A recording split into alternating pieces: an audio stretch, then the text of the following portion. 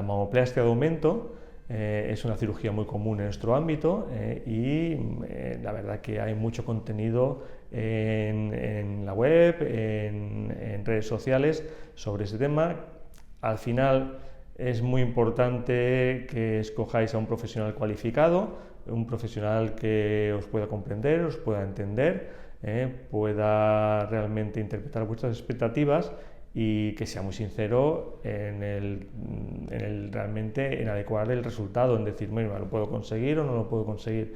La mayoría de mis pacientes vienen referenciadas por otras pacientes, pero siempre les digo lo mismo. Bueno, una cosa es tu hermana, tu amiga, tu madre o quien te haya recomendado, pero ahora tenemos que estudiar tu caso y vamos a intentar adaptar el tratamiento a realmente tu fisionomía, tu cuerpo, qué es lo que me solicita tu cuerpo y qué es lo que me solicitas tú, qué te gustaría a ti y si esto realmente lo puedo conseguir o no lo puedo conseguir. Entonces, en una primera visita de aumento de mama, lo más importante para mí es adecuar vuestras expectativas y entender muy bien lo que queréis. En este sentido, pues la dinámica de la visita, lo primero que hago siempre como médico, pues una pequeña anamnesis para ver vuestro estado general de salud y que no haya ningún impedimento para poder realizar la intervención con garantías. Una vez hecho esto, pues escucho vuestra motivación y acto seguido pasamos a hacer la exploración. La exploración es una exploración que debe ser un poquito minuciosa, no puede ser una exploración general. Normalmente se toman una serie de medidas, pero lo más importante es ver realmente la fisionomía de la mama y ver qué podemos lograr con ella y si realmente esto se adecua a vuestras expectativas, a lo que queréis o no. Y entonces esto comunicarlo. Una vez realmente hago la indicación, que al final suele ser una indicación justa en el sentido que realmente no me gusta hacer un aumento con prótesis muy grandes, ni entiendo que tampoco tengo que hacerlo con prótesis muy pequeñas si no es vuestro deseo. Tiene que ser una cosa significativa, pero siempre elegante. Entonces, explico la dinámica de nuestro circuito. Nosotros somos expertos en cirugía mayor ambulatoria. Quiere decir esto que la gran mayoría de mis pacientes, por no decir todas de aumentos de mamas, se van el mismo día de la intervención a casa, a su domicilio, con garantías, con seguridad, con el dolor controlado. En principio no hay casi dolor. Esto se consigue introduciendo una serie de parámetros durante nuestro proceso que realmente nos ha llevado a una reputación de años y a una recomendación. Ya digo, no es un tema totalmente ambulatorio, que cuando acaba la intervención, pues en principio ya te vas para casa, sino que realmente es un hospital de día, estás con nosotros todo el día, unas 4 o 5 horas después de la intervención, donde hacemos un seguimiento personalizado, donde podemos estar mucho por ti, porque realmente somos una clínica con quirófanos propios. Entonces me vas a ver 2 o 3 veces por la tarde. Cuando yo estoy pasando consulta, pues me acerco siempre a verte para ver cómo está todo, si necesitas cualquier tipo de cosa, cualquier tipo de duda, resolverla. Al final de todo, pues en principio se os va a explicar todo de forma verbal y de forma escrita. Siempre doy mi número de teléfono personal a todas las pacientes y en principio pues os lleváis el teléfono, ya digo, de la clínica, el teléfono de la enfermera de guardia y el mío personal, por si existe cualquier tipo de duda. Al día siguiente os llamamos. En esta llamada descartamos cualquier signo de complicación, resolvemos también vuestras dudas y a partir de aquí también hacemos una visita de control normalmente a las 48 horas, donde retiramos el vendaje y ya colocamos un sujetador y os damos más instrucciones.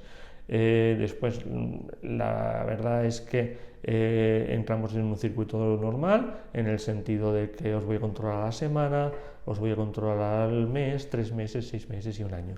Y si hace falta más visitas por cualquier tipo de motivo, pues no hay ningún tipo de problema, también se realizan.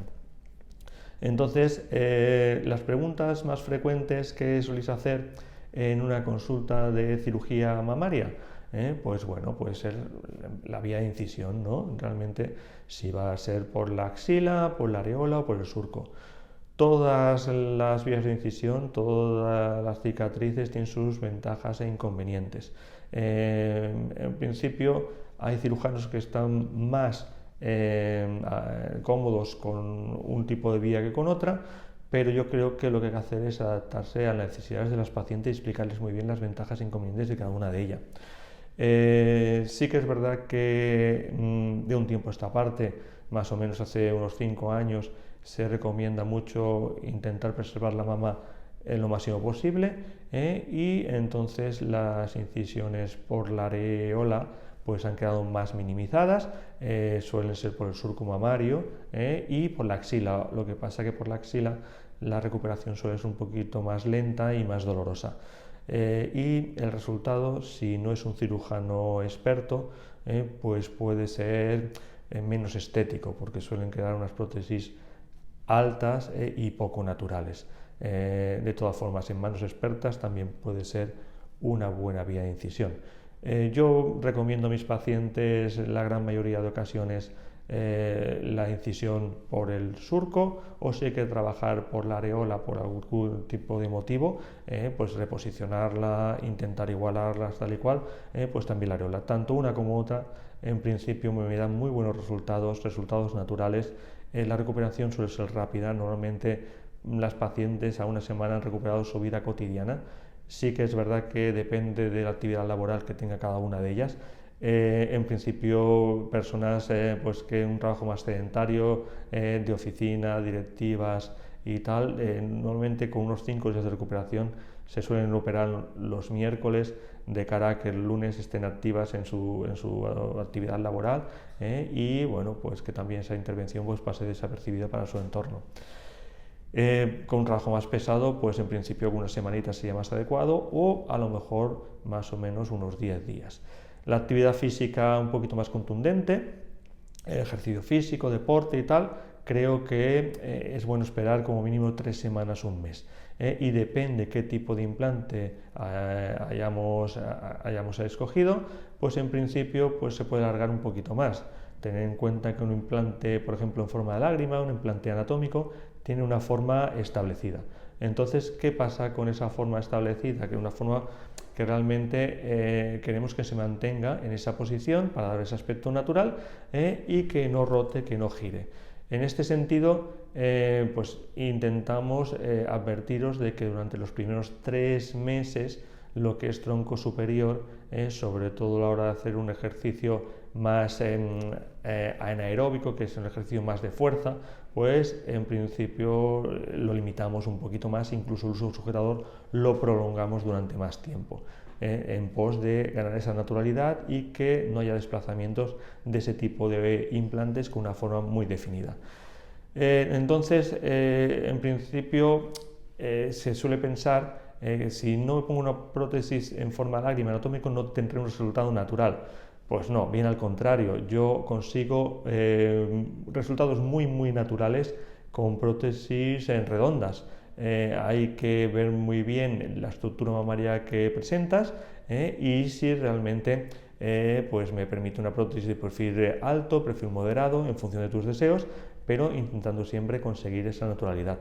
También os solicito que en principio me deis un par de meses, porque al inicio las prótesis quedan muy fijas y no es el resultado definitivo. Tiene que haber una distensión de los tejidos, tiene que haber una distensión de la musculatura en muchas ocasiones, y entonces pues necesito ese tiempo de cara a que realmente el resultado sea un poquito más natural. La verdad que soléis enseñarlas muy rápido a vuestro entorno, y la gran mayoría, pues las he enseñado y les ha gustado mucho a mi amiga, mi hermana, mi conocida y tal. Puede ser que sí, yo creo que también lo dicen, bueno, porque os quieren mucho, pero al principio suelen estar más fijas, o sea que realmente creo que para un resultado más óptimo, la verdad que es mejor esperar unos 2-3 meses. Después os voy siguiendo durante todo un año. Los riesgos más frecuentes de un aumento de mama suele ser la contractura capsular periprotésica, que esto es en principio una membrana que crea nuestro organismo de protección hacia un cuerpo extraño que hemos introducido. Entonces, esa membrana de protección se llama cápsula periprotésica, pues está alrededor de la prótesis, en una forma de quiste. Como no puede expulsarlo, no puede degradarlo, lo que hace es aislarlo. Entonces, esa especie de quiste, pues es muy fino y no suele dar ningún tipo de problemas, pero en un pequeño porcentaje de pacientes, que esto suele estar alrededor del 2%, pues sí que en principio hace una ligera contracción de sus fibras, porque son de fibras de musculatura lisa, y pues esa contracción de fibra musculatura lisa, como es una redonda, es un círculo que está alrededor de toda la prótesis, hace una contracción que realmente aumenta la presión, hace que esa prótesis, pues en principio con más presión, parezca que tiene un tacto mucho más duro que el contralateral, que el pecho donde no lo realiza, y cuando en principio puede ir progresando, pues provocar dolor y asimetría. Esto no es de un día para otro, sino que es una cosa progresiva. Lo solemos detectar en consultas, en épocas tempranas, en estadios 1 y 2 de Baker, y en esos casos hacemos ultrasonidos o radiofrecuencia, y la verdad que muchos suelen ir bien. Y si alguno progresa, pues tenemos que volver a hacer una intervención, que normalmente suele ser por la misma incisión que hemos realizado anteriormente, y no tiene por qué volver a pasar, pero claro, si ha pasado una vez, la posibilidad siempre existe. De todas formas, ya digo, no os dé miedo este tipo de complicación, porque suele ser muy poco frecuente y normalmente puede tener tratamiento. Después, otra complicación que podemos tener, pues es el sangrado postquirúrgico, que normalmente ocurre las 3 primeras horas después de la intervención, y por eso, aunque nosotros hagamos una cirugía en régimen ambulatorio, y la gran mayoría de veces lo hacemos sin tubitos, sin drenajes, pues en principio nos gusta manteneros esos 4 o 5 horas de observación, donde realmente yo personalmente voy, tacto el pecho, veo que realmente no hay ningún tipo de inflamación. Esa inflamación también suele ser poco frecuente, suele ser menos un 1%, y en el caso de que ocurra, pues nada, se resuelve, no damos el alta, se resuelve, os dejamos ingresadas, y al día siguiente es cuando realmente pues hacemos un alta normal. Sí que es verdad que, ya digo, como digo, pasa en muy poquitos casos, ya digo, ahora en la actualidad no llega ni al 1%. Y ponemos en principio una serie de medidas para que estas y otras complicaciones, dígase la infección, por ejemplo, que pasa en menos del 0,05% de los casos, pues realmente no se presenten. Entonces siempre hacemos una profilaxis antibiótica, antiinflamatoria, hacemos una profilaxis del dolor, hacemos una profilaxis antitrombótica, en los casos que realmente lo requieren, y si en algún caso se presenta algún tipo de complicación, pues ahí tenemos que estar como médicos y acompañándote para resolverla. En mis 20 años de experiencia, pues realmente, claro, hemos tenido algún tipo de complicación, están contabilizadas, no llegan al 3%, de hecho yo esto lo he publicado en una serie de 8.463 casos en 10 años, ahora llevamos muchos más, y con lo cual realmente lo tenemos muy controlado, lo tenemos muy medido y sabemos lo que tenemos que hacer. En otro sentido, vamos a ver, que el implante sea o no sea para siempre. Pues bueno, hay que tener un poquito de cuidado en ese sentido. Puede ser, pero nadie os lo puede asegurar. Los implantes, pues bueno, es un cuerpo extraño, es un material manufacturado y siempre tiene una posibilidad de rotura. A veces la rotura no se puede detectar de forma, en una exploración, de forma táctil, y a veces no presenta ningún tipo de signo, con lo cual es muy conveniente, o sea, realmente se lo aconsejo a todos mis pacientes, que se realicen una ecografía de forma bianual, bienal quiere decir cada 2 años, durante los primeros 6-7 años, y a partir de entonces de forma anual. Lo mismo que en principio se hace una revisión ginecológica cada cierto tiempo, un control de los implantes mamarios, pues hay que realizarlo. El índice de rotura pues ha variado mucho a lo largo de la historia de los implantes. Ya estamos por implantes de 6ª generación. Entonces estos implantes normalmente se suelen romper menos que los más antiguos. Antes se solía decir que un implante podría durar unos 10 años. Ahora vemos que esto se puede alargar, pero sabemos que también que pues, a partir de esa fecha pues, se presenta una mayor degradación. Con lo cual, el mejor método y el más inocuo, más barato, para poder evaluar si una prótesis está en buenas condiciones o realmente necesita un recambio, es realizándose una ecografía mamaria. Como digo, más o menos cada 2 años durante los primeros 6-7 años y a partir de entonces de forma anual. Creo que los cirujanos plásticos, pues de la misma forma que otros médicos especialistas, dígase ginecólogos, vasculares, rehabilitadores, etcétera, etcétera, debemos implicarnos en esa revisión. Realmente al final sabemos lo que hemos realizado y cómo hemos hecho la intervención, y mejor que profesionales que realmente no lo conocen, mejor que otros profesionales ajenos a la intervención, pues en principio esa implicación tenemos que realizarla mediante una visita con una ecografía. Actualmente tenemos dispositivos realmente de bolsillo, dispositivos que en principio nos ayudan a realizar este control protésico. Con una pequeña curva de aprendizaje lo podemos resolver muy bien. Entonces damos una visita un poquito más de calidad, una visita donde realmente la paciente se siente un poquito más segura y no perdemos el contacto con la paciente. Creo que esto, que ahora en principio puede ser una innovación, pues en el futuro próximo será una cosa habitual, y dentro de nuestra consulta habitual tendremos nuestro ecógrafo portátil donde podremos realizar una revisión mucho más completa. En el caso de que exista algún tipo de duda, pues en principio ampliaremos el estudio con una resonancia magnética nuclear, que es la prueba de imagen con más resolución y la que nos da una seguridad absoluta antes de tener que volver a quirófano. Por otro lado, últimamente se habla mucho también de una entidad que le han denominado linfoma, aunque no suene bien, linfoma anaplásico de células grandes asociado a implantes protésicos.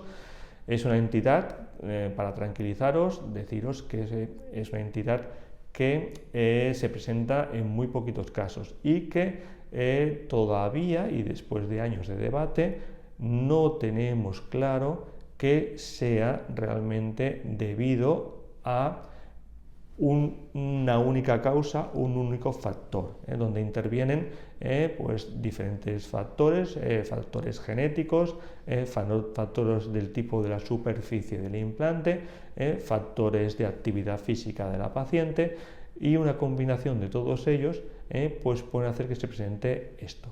Esto realmente normalmente se manifiesta de forma más frecuente con un seroma tardío. ¿Qué significa eso? Que después de un tiempo operada, es decir, pueden pasar meses o pueden pasar años, un día, y suele estar asociado a una actividad intensa que hemos realizado, uno o los dos pechos, pues en principio amanecen con una tumefacción muy grande. Y que suele ser alarmante y dolorosa. Esto normalmente está producido por un líquido por inflamación, un líquido que ha hecho nuestro cuerpo como defensa, como si nos inflamase una rodilla, y entonces este líquido pues en principio se suele autolimitar por sí solo, aunque en muchas ocasiones esa misma inflamación y esa reabsorción del líquido se suele asociar a una contractura capsular tardía también, porque la cápsula ha reaccionado. Entonces yo os invito a que si realmente esto os ocurre, acudáis a la consulta de vuestro cirujano plástico o cirujana plástica, y en esa consulta se evalúe muy bien y los pasos y los consejos que tenemos que hacer.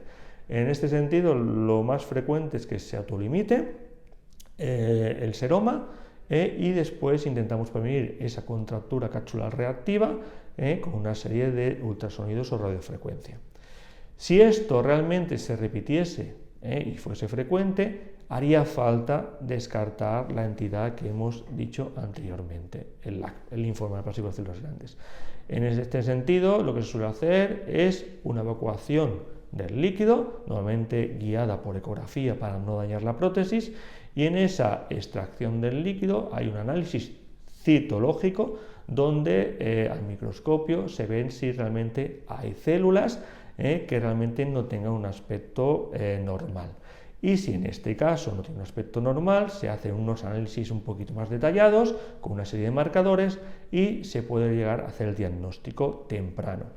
Si realmente tenemos ese diagnóstico, como digo, muy poco frecuente, un diagnóstico que tiene una casuística de 1 cada 13.000 y pico casos de implantes mamarios en Europa, y aquí en España, con toda la casuística que tenemos, pues en principio estamos en una cuarentena de casos, que la gran mayoría, el 99, largo por ciento, pues en principio no han presentado realmente una complicación muy grave, simplemente se han tratado con una capsulectomía, retirar los implantes, retirar la cápsula de forma total, que es lo que solemos hacer también cuando realizamos un recambio de implantes, retirar la cápsula de forma total, y si tenemos que hacer algún tratamiento coadyuvante, esto nuestros compañeros pues oncólogos lo recomiendan, lo dicen, y si no es el caso, pues también son ellos los que toman la decisión y hacen un seguimiento también de la paciente. Pero como os digo, es una entidad que ha alarmado mucho y hemos debatido mucho en nuestros congresos, pero que no tiene que ser totalmente alarmante. Hay que estar pendiente, pero no alarmante. Por otro lado, sí que es verdad que eso ha influido en el quehacer de los profesionales, y la superficie más asociada a ese tipo de complicación muy poco frecuente, como os he especificado, pues suele ser la superficie rugosa. Pero la superficie rugosa es un término muy general. Entonces, realmente hay diferentes grados de rugosidad. Hay grados de rugosidad más alta, con la intención, por ejemplo, se llaman geles o superficies macrotexturadas, con la intención de que ese implante quede más adherido a nuestro organismo y entonces evitar rotación. Esto se suele utilizar en prótesis anatómicas o en forma de lágrima. Y entonces, por eso, cada vez más se utilizan también prótesis redondas menos agresivas. Eso, junto con la combinación de pacientes muy activas, como os digo, no permite que ese efecto velcro se realice. La prótesis queda un poquito más móvil, puede haber más posibilidades de rotación, y aunque no lo haya, esa microrotación y ese biorroce que se produce en pacientes muy activas, pues pueden activar nuestro sistema inmune, una reacción linfocitaria que con el tiempo y con la insistencia de ese biorroce, pues acabe degenerando en algún tipo de célula que en muchas de las ocasiones nuestro cuerpo puede autolimitar, pero en otras ocasiones pues tenemos que actuar, con lo cual es muy importante un control protésico mediante una ecografía y una visita médica, como os digo, durante los primeros años de forma bienal, y después de forma anual. Entonces, ¿qué han hecho muchos profesionales? ¿Qué hemos hecho muchos profesionales? Sobre todo, evitar las superficies rugosas macrotexturadas. Anteriormente a estas superficies rugosas que se idearon para realmente que el implante estuviese un poquito más adherido y nos diera una sensación más nuestro y más natural, y no tanto de aceleración de circulación y un cuerpo extraño dentro de nuestro organismo, pues en principio anteriormente se utilizaban prótesis lisas. Las prótesis lisas, que habéis visto seguramente en muchas series de televisión, son prótesis incluso más bonitas, y últimamente se utilizan unas prótesis un poquito más opacas, pero con una superficie muy parecida, que se llaman nanotexturadas.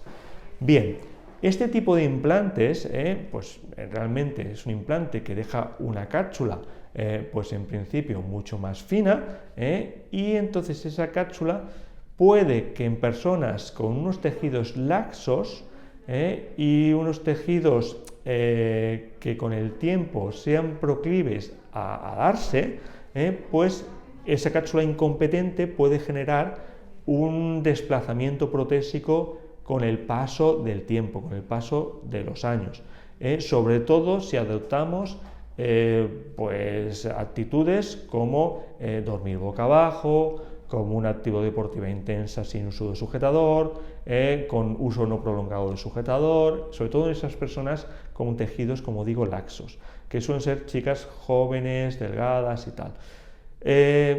Y entonces, ¿qué pasa? Que estamos en la dicotomía de que si pasamos de prótesis macrotexturadas a nanotexturadas, que son las actuales lisas, podemos encontrar que a la larga tengamos unos resultados estéticos peores que a veces también necesitan un recambio. ¿Cuál es mi opinión? Mi opinión sincera, ante los datos actuales que tenemos sobre este tipo de entidad que he dicho anteriormente, que es el linfoma plásticos de células grandes, que tiene una casuística muy pequeña.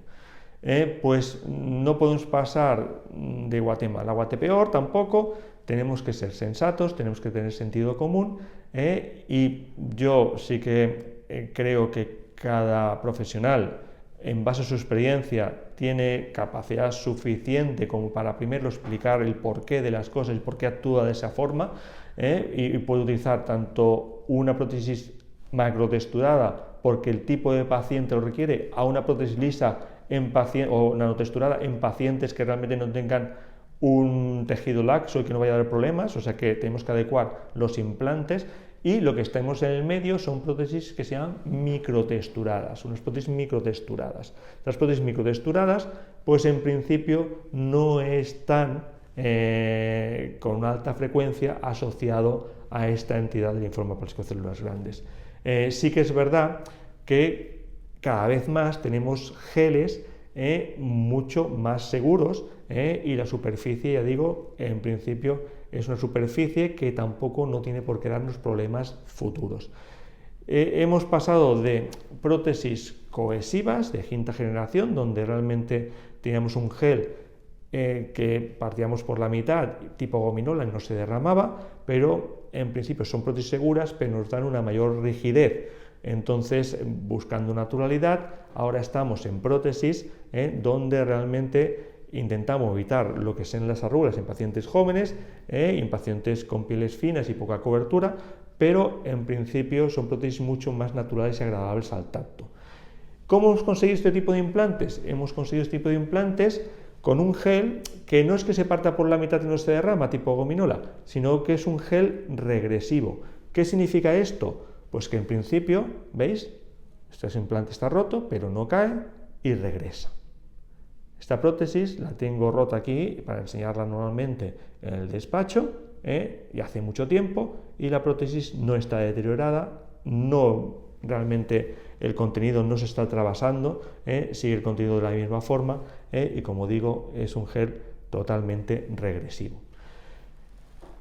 Esto no quita a que el implante, como os he dicho anteriormente, se pueda romper, y a veces, como he dicho antes, no da síntomas. A veces sí, una contractura capsular reactiva, que el pecho va poniendo más duro, un dolor, una sensación realmente de que no nos encontramos bien, que se llamaría pues que nuestro cuerpo está reaccionando a esta rotura como para realmente contenerla y tal, y puede ser pues unos síntomas más como una enfermedad autoinmune-like, pero lo más importante es realmente explicaros que este tipo de complicaciones son poco frecuentes, pero hay que estar atento y hay que realizar un control. Igual que hacéis un control, como os he dicho antes, ginecológico de forma anual, pues con nosotros no cuesta hacer una visita de 10 minutos, un cuarto de hora, de forma anual también, donde realmente hagamos